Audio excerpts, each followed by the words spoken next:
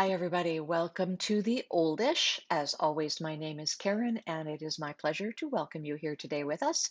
Last week, we had a lot of really good comments in during the show, but also after the show.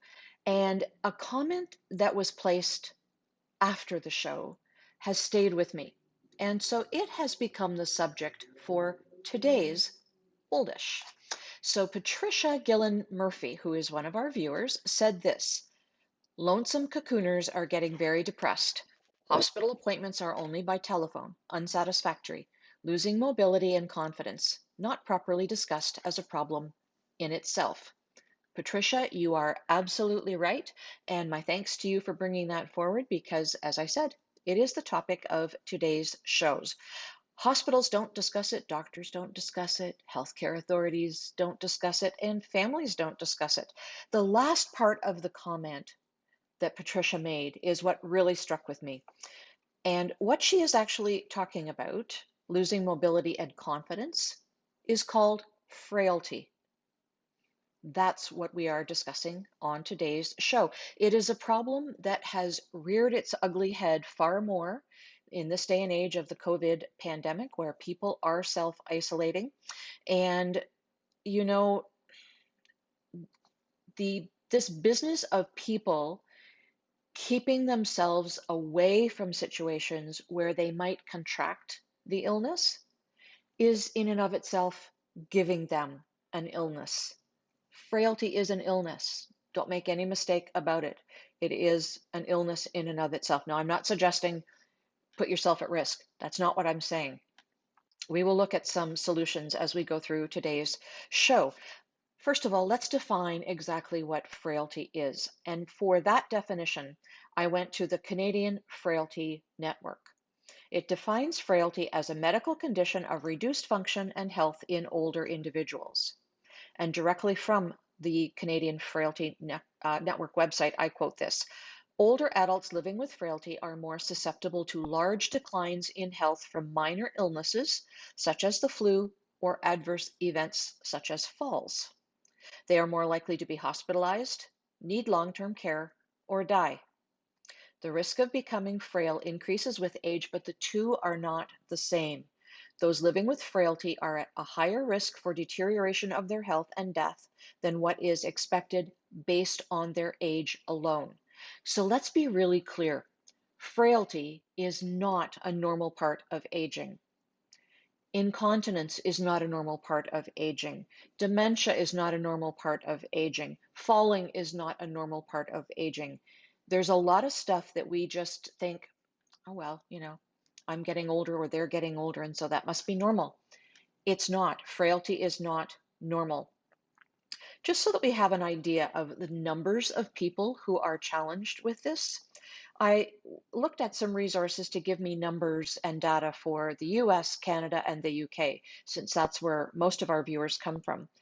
Harvard, I had to write a lot of this stuff down because there's so much. It's such an immensely important topic, so bear with me while I read from what I've written.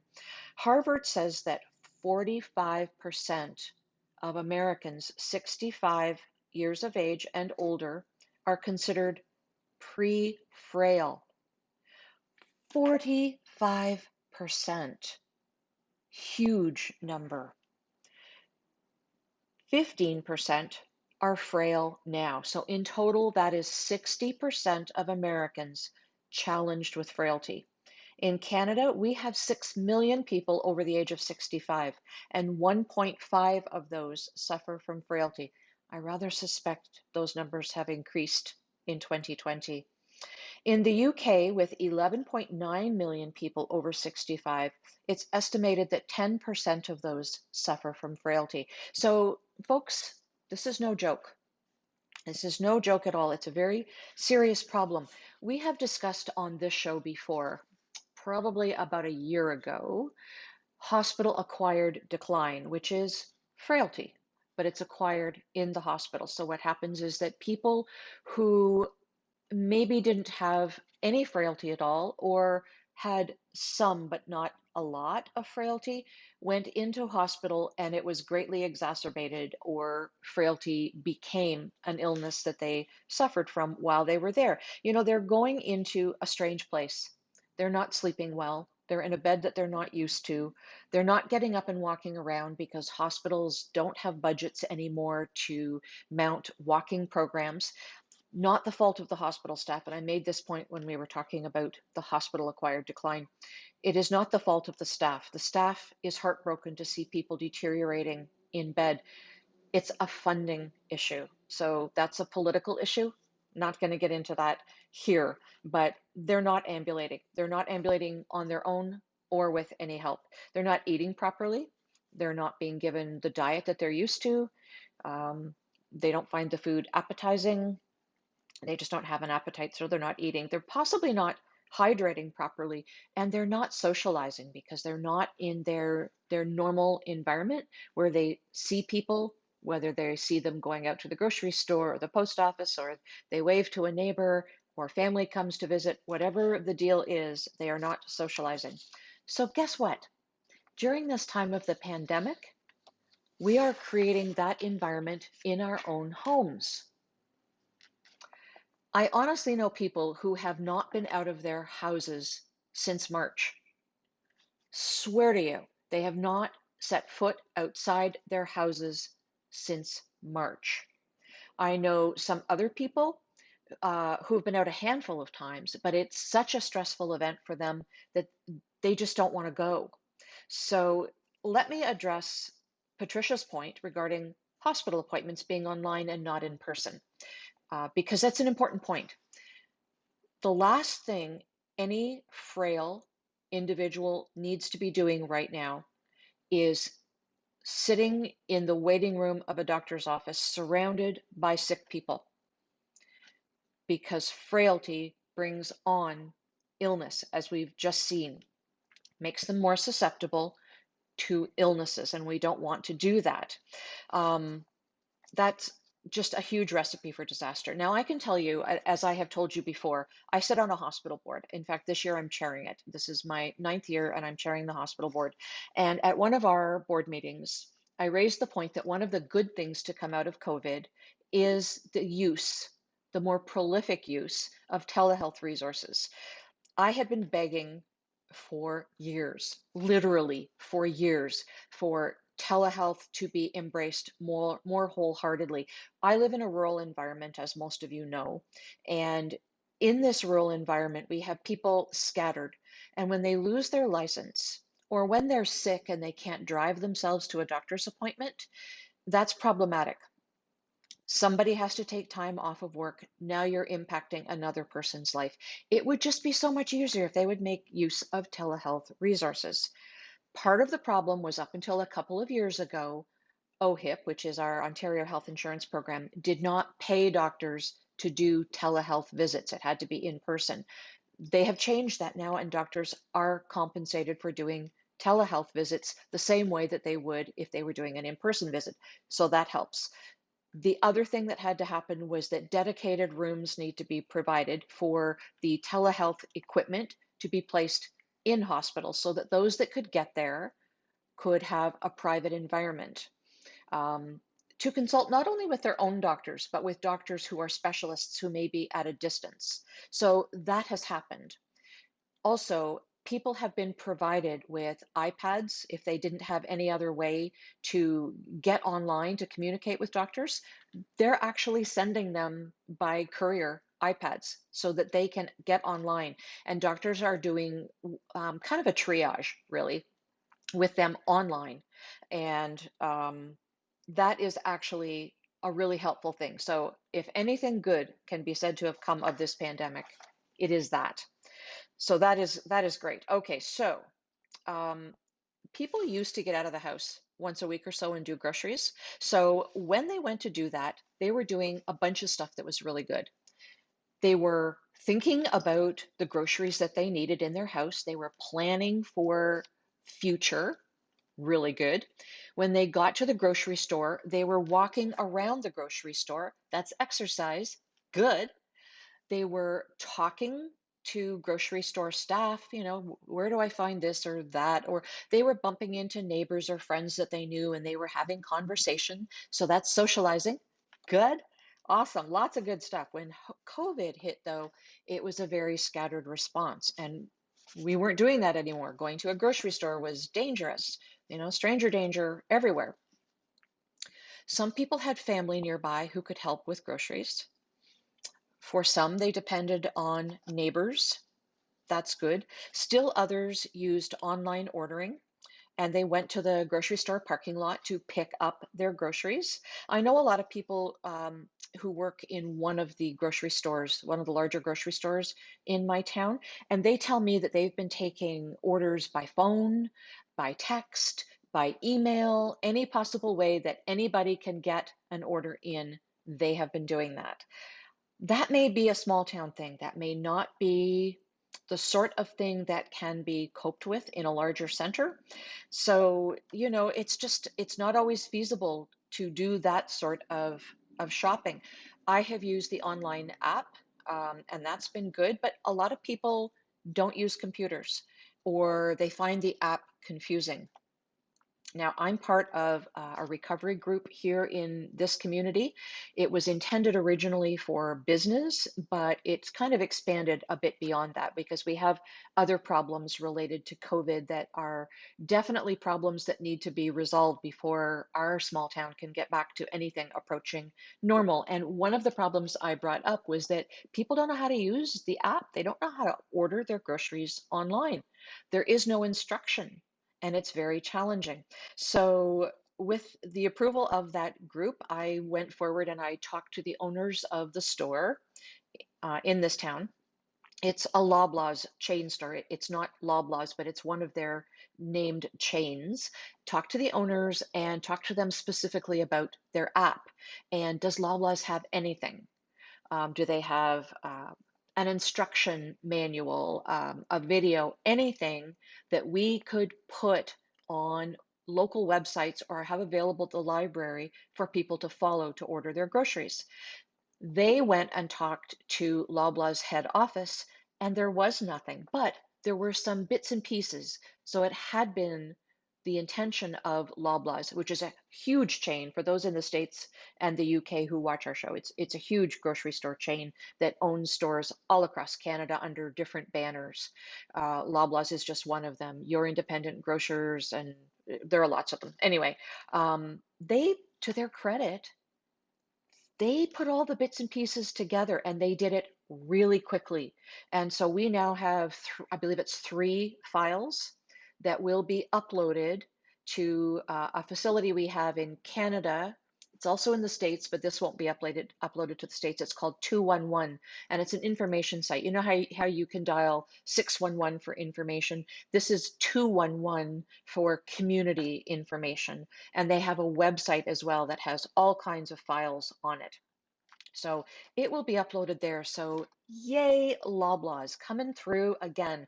A request from a little small town group resulted in a benefit to people all across this country who will now be able to access the files and perhaps learn how to do online food ordering at their local Loblaws chain store. Now, for those who still are confused by computers, you or maybe don't live in a town with a Loblaws chain store, there will need to be other efforts mounted. I know that the other grocery store in town does not have an online app, but they take phone orders. You call them and they deliver them to your home. So there's a lot of that going on as well. So that's really great. So there are ways to deal with this. There really are. Here's the good news. There are also ways to prevent frailty, and there are ways to recover from it, but it takes work. It takes a lot of work.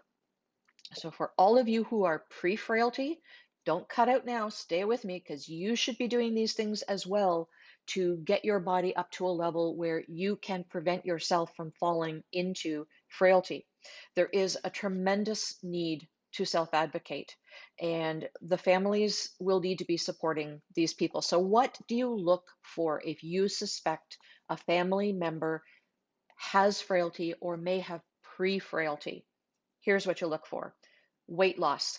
unintentional loss of 10 pounds or more in the past year. I could lose 10 pounds easy and nobody would notice, but no, we're talking about people who are older adults who may already be very thin, and you can see their faces get thin, and you can see that they're losing the fat pads in their arms and so forth. If they have unintentionally lost those 10 pounds, that's a problem. Checks that box. Feeling weak. They have trouble standing without assistance or have reduced grip strength. Walking slowly, because here's what happens. People who are housebound and who are feeling unwell tend to spend most of their time sitting. Not walking around is a problem. Not moving your body is a huge, huge problem. Even if it is around your house, you can develop a walking track around your house. But for people who are elderly, here's a little test you can do if you suspect. Measure out 15 feet. A 15-foot run anywhere in the house, down a hallway, is good. And have them walk that 15 feet. If it takes them more than 6 or 7 seconds to walk that 15 feet, check that box. If they feel exhausted, everything is a huge effort. Absolutely everything is a huge effort. Checks that box. Activity level is low. They used to do some more formal exercise. For instance, they might have gone out and walked 30 minutes a day, which is what we're supposed to be doing. Maybe they didn't do 30 minutes because they're elderly, have mobility aids, but at least they did something, even if it was getting out to walk around their garden every day. They're not doing that anymore. They're not doing the household chores. They're not doing the activities they used to do for fun. Checks that box. You need to call the doctor.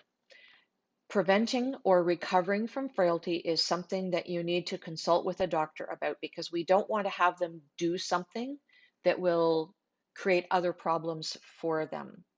So the doctor definitely needs to be involved in this effort. So what can you do?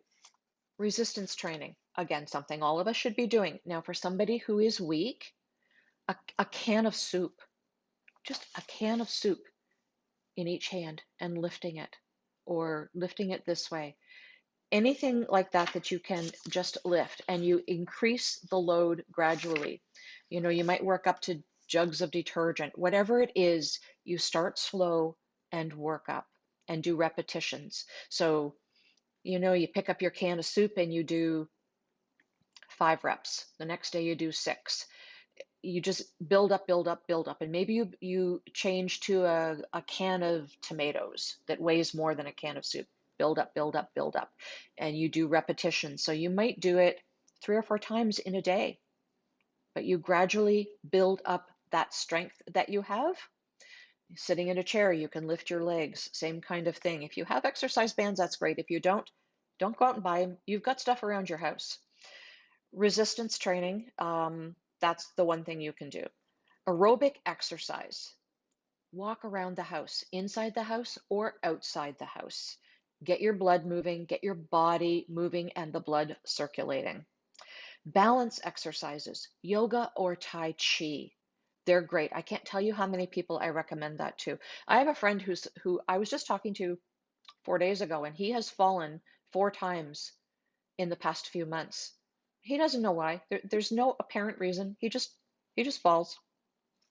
I was like, Tai Chi, yoga. There are lots of really good yoga and Tai Chi exercises on YouTube. Get somebody to show you how to find them and how to bookmark them. If you aren't any good at a computer, that's fine. Find something that is pre-printed, that prints those exercises out so that you can look at a piece of paper and follow along the steps. There's always a way and there's no excuse. So that is something you can be doing. If you are a member of the Oldish, we have exercises for you for free. If you aren't a member of the Oldish, create a membership. It doesn't cost anything. This stuff is all found in what we call the toolkit. And the toolkit also has other things like medication checklists and home safety programs where you're entering private information and you need a username and a password. We can't even see it. So this SAIL exercise program is part of that toolkit. These exercises were developed by Dr. Vicki Scott and her team at the Strategies and Actions for Independent Living Center. And they have very kindly allowed us to have these exercises on the oldish ever since we started from day one. So if all you can do is sit, there are exercises you can do seated. If all you can do is stand by and hang on to a counter, exercises for that. If you can move, walk around your house, there are exercises for that. They come in 3 different languages.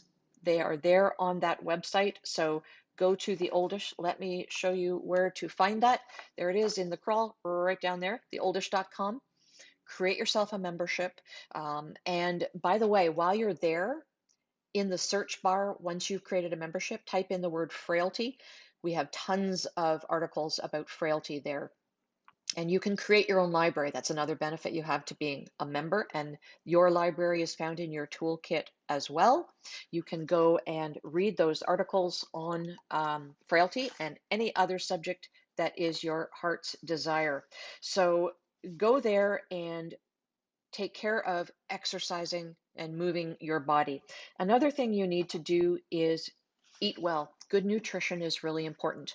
The Mediterranean diet for many years in a row has been the #1 diet for proper nutrition. It has all the balance you need, a good amount of protein and vegetables and fruits.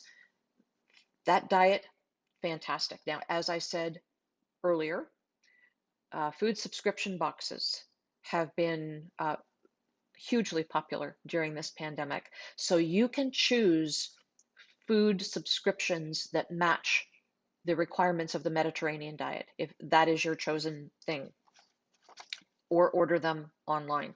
That's great too.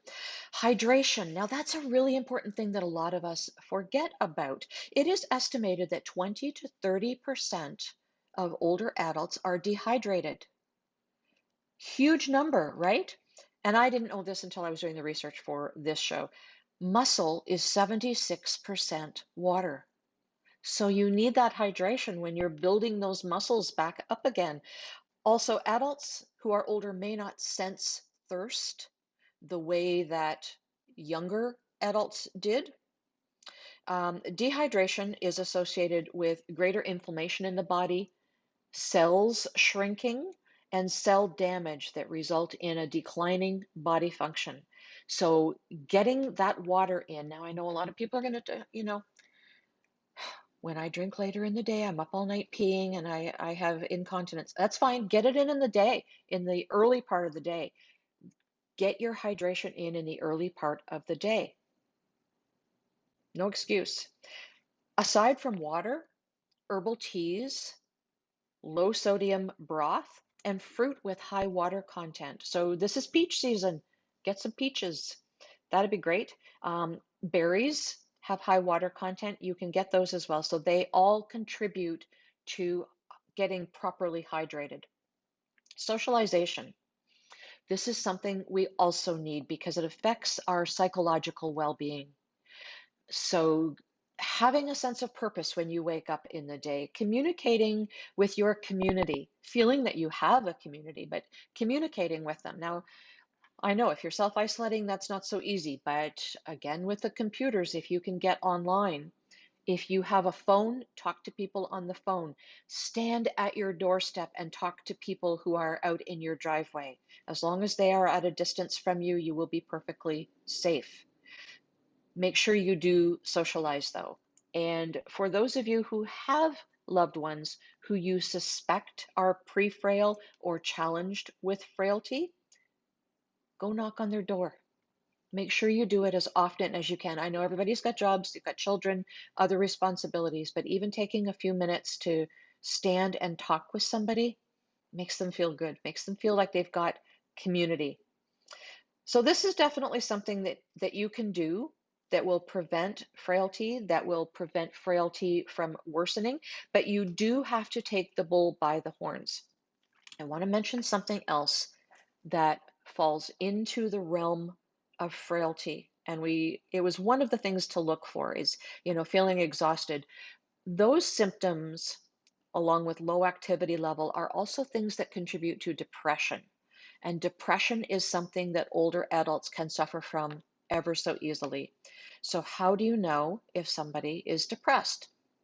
Some of the signs are sort of similar: trouble sleeping, persistent, sad, anxious, or empty mood, hopelessness, guilt, or feelings of worthlessness, loss of interest in activities once enjoyed, a symptom of frailty, fatigue, decreased energy, a symptom of frailty, irritability or restlessness.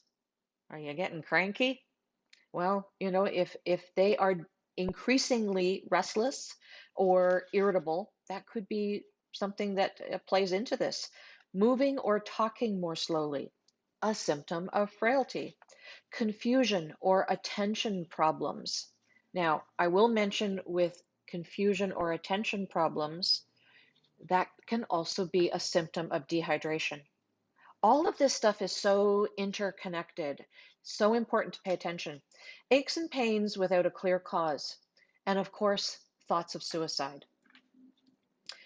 Strength training also helps with depression. So again, there's an interconnectedness. So lifting that soup can helps with depression. Of course, I need to say it again. I've said it a couple times. You do need to discuss this with a doctor.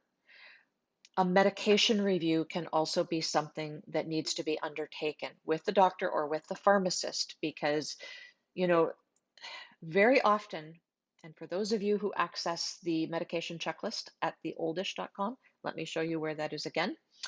You will find that over-the-counter medications are medications. So when we talk about medications, we're not just talking about prescriptions that your doctor gives you.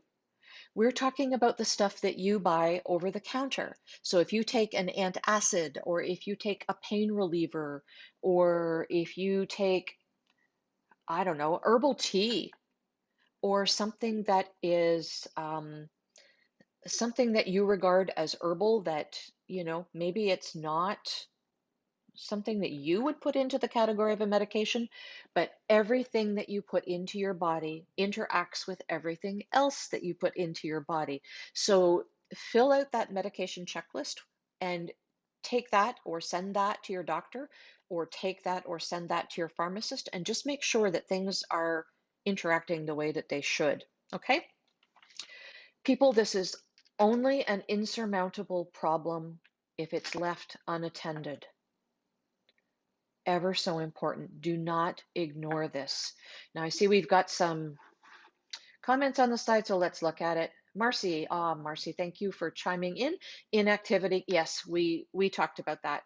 Absolutely. Inactivity leads to a weakened state, and it tends to be something that is one thing causes another. You feel weak, so you sit down, which causes your muscles to weaken, which causes you to think that that activity is not a good thing because you're too weak, so you sit down some more.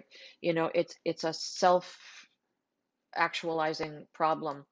Walking from room to room is yep. So we said that. Do a walking track around your house. But thank you very much for supporting that, Marcy, because it's true. For people who live in a place that has a central hall plan, for instance, you can walk into a dining room, around to a kitchen, around to a living room, and around to the front hall again. Creating your own walking path inside the house, if you're afraid to go outside, perfect. If you can go outside but want to stay on your own property, walk around your house. Walk around your garden and check your flowers. And, I live in a place that has winter. And as winter comes on, walking outside is not such a joy. But walking inside, still a possibility. Reading can keep, yes, Marcy, good point. Good point. Reading can keep the mind active, and also doing puzzles or games keeps the mind active. All of those types of things. Sudoku, you like doing Sudoku? Even knitting. If you're a knitter, um, that's something that you can do and pay attention to, and it keeps your mind active, it's moving your hands. So, there are things that you can do. Think about the things that you normally do in your day-to-day life, or your loved one who you suspect might be challenged with frailty or pre-frailty.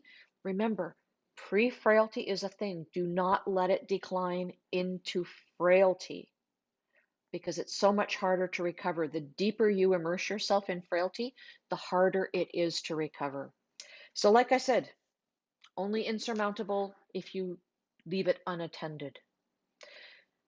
Thank you for being here today with us. Thank you for those of you who are watching this on our archive. I do appreciate seeing all of you here. I appreciate reading the comments. And, as the days go forward and more of you see this, then there are more and more comments, and I appreciate every single one of them. But what I would appreciate more is if you take the advice to heart and do something about it to make your life better or make better the life of someone you care about. Thank you for joining us today. I look forward to seeing you all next Wednesday at 12 noon for another edition of The Oldish. Until then, please take care of yourself, take care of everyone around you. More than ever, it takes a village. Be well, everybody.